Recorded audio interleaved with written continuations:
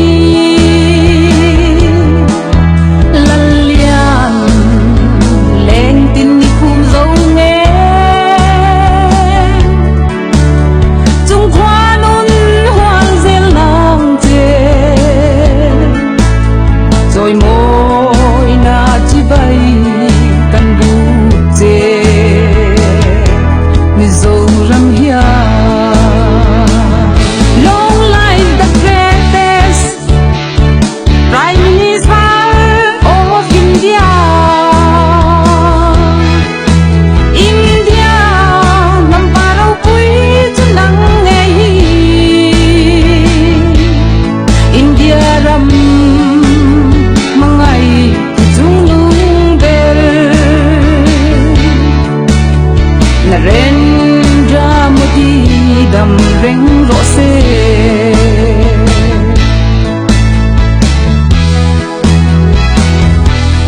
nang ang reng om thei hia kan ring ne mo ra thei de trôi lian thin tu kan ngai sang in kan chuang em che kan ram le nam kan in ha na pul ging sang ilo ni e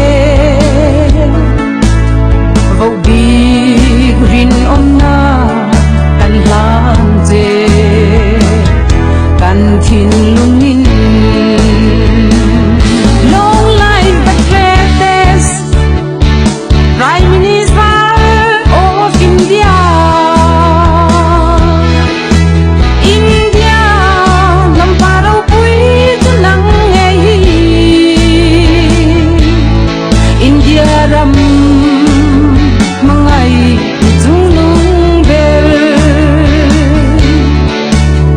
Narendra Modi đầm reng rõ xe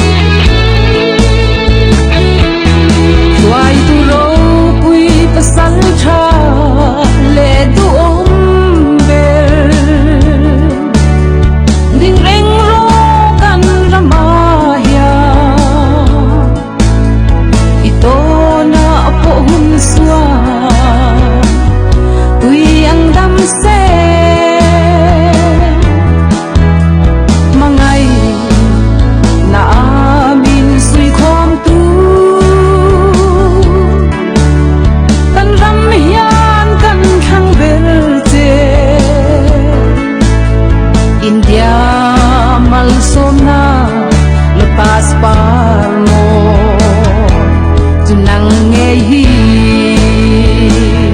long life the greatest Prime Minister of India. India nam parau pui tunang ngehi India ram mangai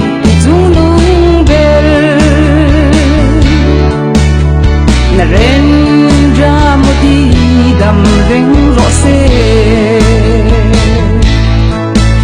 vote for the greatest Prime Minister Sir Mr. Modi. đi